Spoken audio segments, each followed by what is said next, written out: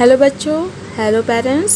आज हम लोग पढ़ते हैं क्लास 4 एनसीईआरटी की रिमझिम बुक हिंदी से चैप्टर 9 स्वतंत्रता की ओर।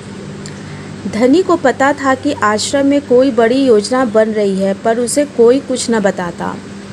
ये सब समझते हैं कि मैं 9 साल का हूँ, इसलिए मैं बुद्धू हूँ, पर मैं बुद्धू नहीं हूँ। धनी मन ही मन बड़बड़ाया। धनी और उसके माता पिता बड़ी खास जगह में रहते थे, अहमदाबाद के पास महात्मा गांधी के साबरमती आश्रम में, जहाँ पूरे भारत से लोग रहने आते थे। गांधी जी की तरह वे सब भी भारत की स्वतंत्रता के लिए लड़ रहे थे। जब वे आश्रम में ठहरते तो चरखों पर खादी का सूत काटते, भजन गाते और गांधी जी की बातें सुनते। साबरमती में सबको कोई न कोई काम करना होता। खाना पकाना, बर्तन धोना, कपड़े धोना, कुएं से पानी लाना, गाय और बकरियों का दूध दोहना और सब्जी उगाना। धनी का काम था बिन्नी की देखभाल करना। बिन्नी आश्रम की एक बकरी थी। धनी को अपना काम पसंद था क्योंकि बिन्नी उसकी सबसे अच्छी दोस्त थी। धनी को उससे बातें करना अच्छा लगता था। उस दिन सुबह धनी बिन्नी को हरी घास खिलाकर उसके बर्तन में पानी डालते हुए बोला, कोई बात ज़रूर है बिन्नी। वे सब गांधी जी के कमरे में बैठकर बातें करते हैं। कोई योजना बनाई जा रही है, मैं सब समझता हूँ। बिन्नी ने घास चबाते हुए सिर हिलाया, जैसे कि वह धनी की बात समझ रही हो। धनी को भूख लगी। कूदती फाती बिन्नी को लेकर वह रसोई घर की तरफ चला। उसकी माँ चूल्हा फूंक रही थी और कमरे में धुआं भर रहा था। अम्मा, क्या गांधी जी कहीं जा रहे हैं? उसने पूछा। खांसते हुए माँ बोली, वे सब यात्रा पर जा रहे हैं। यात्रा? कहाँ जा रहे हैं? धनी ने सवाल किया। समुद्र के पास कहीं। अब सवाल पूछना बंद करो और जाओ यहाँ से। धनी अम्मा जरा गुस्से में बोली, पहले मुझे खाना पकाने दो। धनी सब्जी की क्यारियों की तरफ निकल गया, जहाँ बूढ़ा बिंदा आलू खोद रहा था। बिंदा चाचा, धनी उनके पास बैठ गया। आप भी यात्रा पर जा रहे हैं क्या?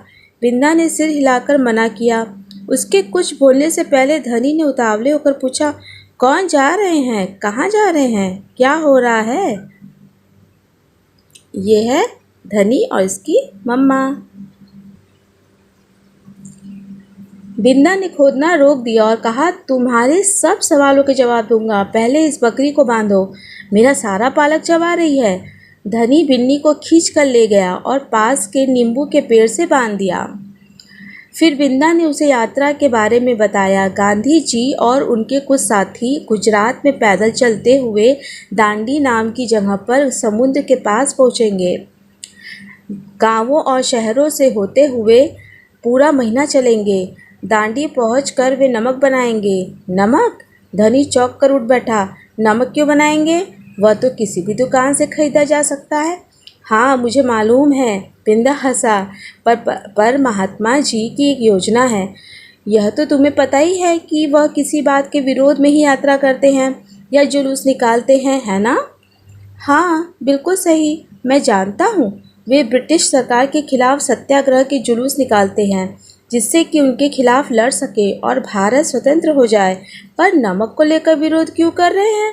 यह तो समझदारी वाली बात नहीं है।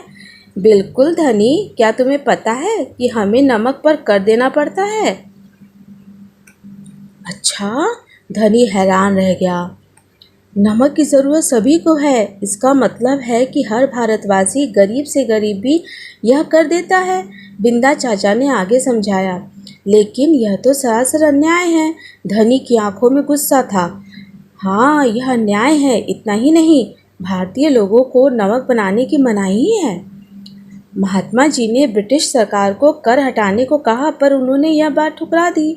इसलिए उन्होंने निश्चय किया है कि वे दांडी चलकर जाएंगे और समुद्र के पानी से नमक बनाएंगे। 1 महीने तक पैदल चलेंगे। धनी सोचकर परेशान हो रहा था। गांधी जी तो थक जाएंगे। वे दांडी बस या ट्रेन से क्यों नहीं जा सकते? क्योंकि यदि वे इस लंबी यात्रा पर दांडी तक पैदल जाएंगे तो यह खबर फैलेगी, अखबारों में फोटो। ये है बिन्नी, ये हैं गांधी जी। दांडी मार्च की फ़ोटो है ये बच्चों। ये है बापू। छपेंगी, रेडियो पर रिपोर्ट जाएगी और पूरी दुनिया के लोग यह जान जाएंगे कि हम अपनी स्वतंत्रता के लिए लड़ रहे हैं। और ब्रिटिश सरकार के लिए बड़ी शर्म की बात होगी। गांधी जी बड़े ही अक्लमंद है ना? धनी की आंखें चमकी। बिंदा ने हंसकर कहा, हाँ वह तो है ही। दोपहर को जब आश्रम में थोड़ी शांति छाई, धनी अपने पिता को ढूंढने निकला। वह एक पेड़ के नीचे बैठकर चरखा काट रहे थे। पिताजी, क्या आप और अम्मा दांडी यात्रा पर जा रहे हैं? धनी ने सीधे काम की बात पूछी। मैं जा रहा हूँ, तुम और अम्मा यहीं रहोगे। मैं भी आपके साथ चल रहा हूँ। बेकार की बातें मत करो धनी, तुम इतना लंबा नहीं चल पाओगे। आश्रम के नौजवान ही जा रहे हैं। धनी ने हट पकड़ ली। मैं 9 साल का हूँ, आपसे तेज दौड़ सकता हूँ। धनी के पिता ने चरखा रोककर बड़े धीरज से समझाया, सिर्फ वे लोग जाएंगे जिन्हें महात्मा जी ने खुद चुना है। ठीक है, मैं उन्हीं से बात करूँगा, वह ज़रूर हाँ कहेंगे। धनी खड़े होकर बोला और वहाँ से चल दिया। ये देखिए, धनी और महात्मा गांधी जी। गांधी जी बड़े व्यस्त रहते थे, उन्हें अकेले पकड़ पाना आसान नहीं था, पर धनी को वह समय मालूम था जब उन्हें बात सुनने का समय होगा। रोज़ सुबह वह आश्रम में पैदल घूमते थे। अगले दिन जैसे ही सूरज निकला, धनी बिस्तर छोड़कर गांधी जी को ढूंढने निकला। वे गौशाला में गायों को देख रहे थे। फिर वह सब्जी के बगीचे में मटर और बंद गोभी देखते हुए बिन्दा से बात करने लगे। धनी और बिन्नी लगातार उनके पीछे पीछे चल रहे थे।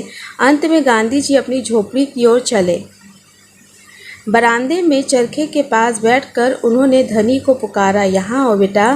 धनी दौड़कर उनके पास पहुँचा। बिन्नी भी साथ में कूदती हुई आई। तुम्हारा क्या नाम है बेटा?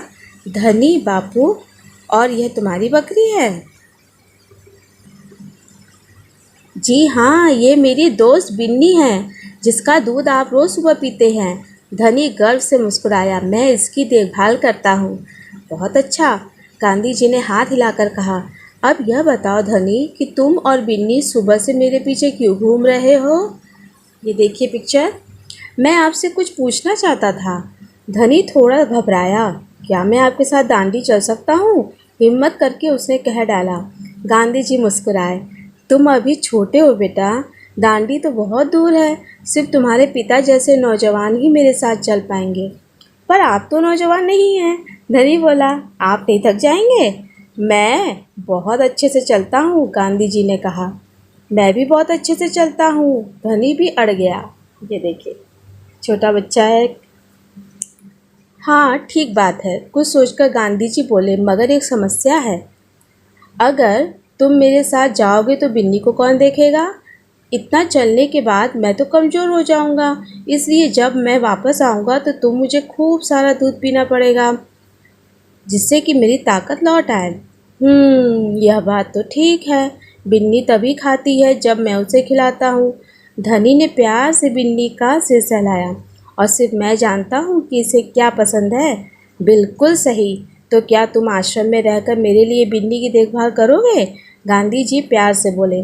जी हाँ करूँगा, धनी बोला। बिन्नी और मैं आपका इंतज़ार करेंगे। सुभद्रा सिंह गुप्ता, अनुवाद मनीषा चौधरी। ये देखिए, नमक बनाते हुए हमारे राष्ट्रपिता महात्मा गांधी जी, और ये धनी और ये बिन्नी। बच्चों, इसमें देखिए कुछ पिक्चर्स हैं, बहुत ही इम्पोर्टेंट पिक्चर्स हैं, आप इसको देखिए। पोरबंदर, यहाँ गांधी जी का जन्म हुआ था। गांधी जी 7 साल की आयु में, ये गांधी जी की फ़ोटो है। यहाँ देखिए, प्राथमिक विद्यालय राजकोट, जहाँ गांधी जी पढ़ते थे, है ना ये अच्छा सा स्कूल। गांधी जी और कस्तूरबा सुबह सैर करते हुए, ये देखिए। महात्मा गांधी प्रार्थना सभा में, यहाँ पे, है ना। महात्मा गांधी काम करते हुए। महात्मा गांधी और रविन्द्रनाथ टैगोर शांति निकेतन में, पश्चिम बंगाल की फ़ोटो है ये देखिए। महात्मा गांधी तुलसी का पौधा लगाते हुए। महात्मा गांधी लिखते हुए। महात्मा गांधी पत्र पढ़ते हुए।